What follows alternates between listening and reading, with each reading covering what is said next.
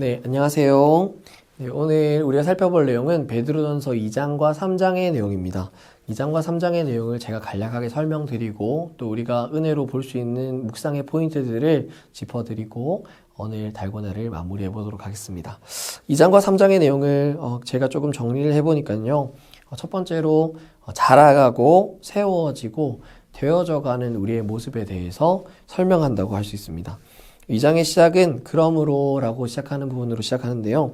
너희들이 이런 산소망을 가지고 거룩한 존재로 살아가야 한다 라고 하는 1장의 내용에 연결해서 그래서 너희들이 구체적으로 이런 것들을 해야 한다 라는 것들을 권면하면서 시작하죠. 그리고 그 다음에 나오는 부분이 뭐냐면요. 2장의 5절부터 시작되는 부분인데 산돌같이 신령한 집으로 세워져 간다 라는 것들을 얘기합니다. 믿음의 삶은 그런 삶이라고 할 수 있겠죠. 우리가 계속해서 완벽한 삶이 아니지 않습니까?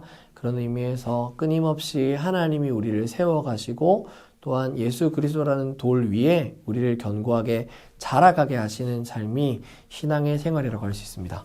그런 의미에서 너희는 끊임없이 계속해서 예수 그리스도라는 돌 위에 세워져가는 인생이다. 자라가는 인생이다.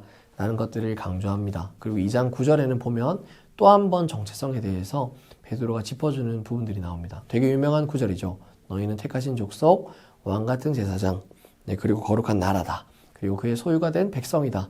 라는 것들을 베드로가 짚어주면서 우리에게 끊임없이 너희들은 어떤 존재로 되어져 가고 세워져 가고 자라가야 할 존재인지를 알려준다고 할 수 있습니다.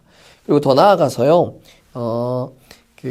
핍박을 받고 고난을 받는 성도들에게 이 내용들이 써져 있기 때문에 어떤 식으로 행동해야 될지에 대해서도 베드로는 얘기합니다. 2장의 중반절 이후에 보면은 이렇게 얘기를 합니다. 하나님의 종과 같이 하라. 핍박을 받고 고난을 받는 자들에게 어떤 생각이 들까요? 나는 이런 핍박과 고난에 맞서 싸우겠어 라는 생각들이 들지도 않을까요? 보통 성도들이 그런 생각들을 하기도 마련인데 베드로는 거기서 더 나아가 예수 그리스도와 같이 너희가 어떤 삶을 살아야 할지에 대해 강조합니다. 맞서 싸우는 것이 아니라 그들에게 그리스도의 종과 같이 하나님의 종과 같이 섬기는 모습으로 나아가야 한다는 걸 강조하는 부분이죠. 그리고 그 종의 본, 섬김의 본이 되신 분이 누구냐? 예수 그리스도라는 것들을 다시 한번 2장에서 강조합니다.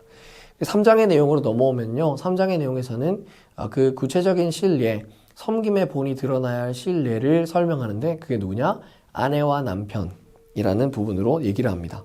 아내와 남편들에게 이렇게 순종하라 얘기들을 권면하는 것이죠.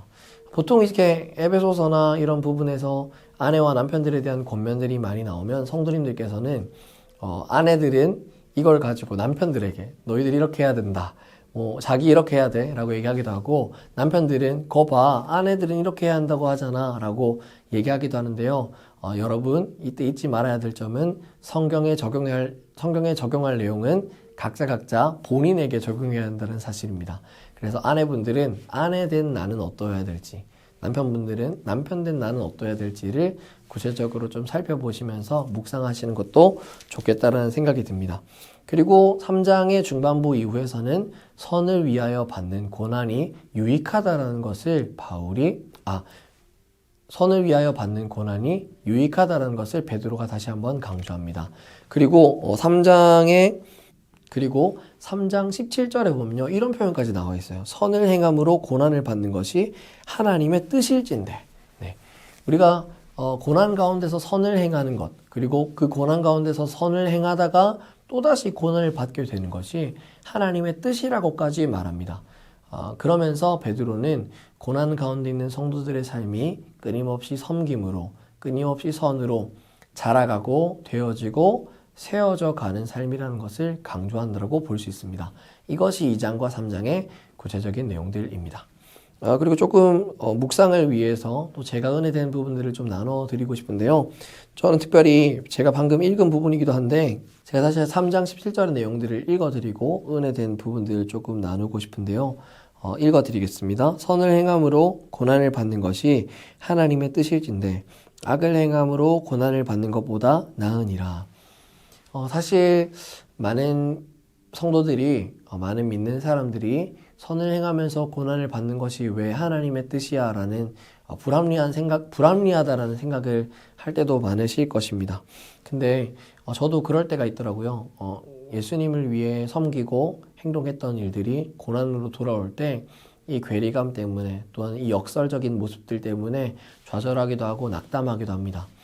그래서 저도 기도한 때가 있었는데요. 하나님, 왜 이렇게 제가 선을 행함에도 불구하고 고난이 찾아오는 것입니까? 왜 이게 나에게 유익이라고 말씀하십니까? 어떻게 이게 유익이 될 수 있습니까? 라고 하나님께 따져 물었던 적이 있었는데, 하나님께서 그때 저에게 보여주셨던 모습이 무엇이었냐면, 예수 그리스도께서 십자가를 지고 가시면서 걸어가셨던 그 길을 보여주시더라고요. 그러면서 저에게 나지막히 이렇게 말씀하시는 겁니다. 태환아, 십자가를 지고 살아가는 삶이 힘들지 않다면 그게 과연 옳은 삶이겠니?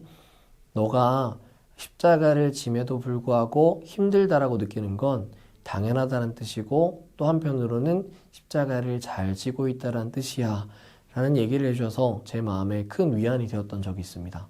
여러분, 선을 행하는 결과가 좋은 결과로 주어진다 하더라도 우리에게 유익이 될 수 있겠습니다.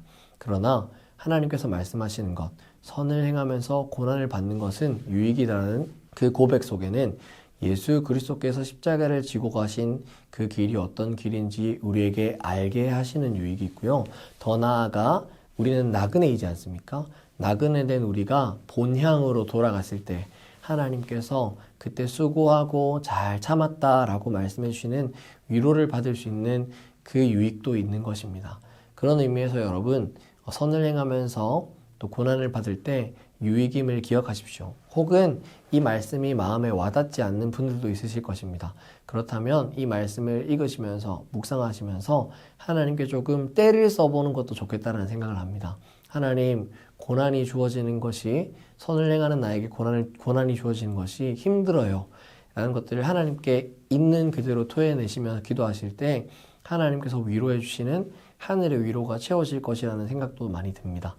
그런 의미에서 오늘 베드로전서 2장과 3장의 내용을 여러분, 고난 가운데 있는 우리가 되어져 가고 산돌 위에 세워져 가고, 또한 고난 가운데서도 선을 행함을 포기하지 않는 예수 그리스도의 본을 받아 살아가야 하는 존재임을 기억하시면서 2장과 3장을 묵상하시는 여러분 되시길, 또한 그런 여러분들에게 하나님의 위로가, 하늘의 위로가 채워지시는 묵상의 시간 되시길 예수님의 이름으로 축복합니다.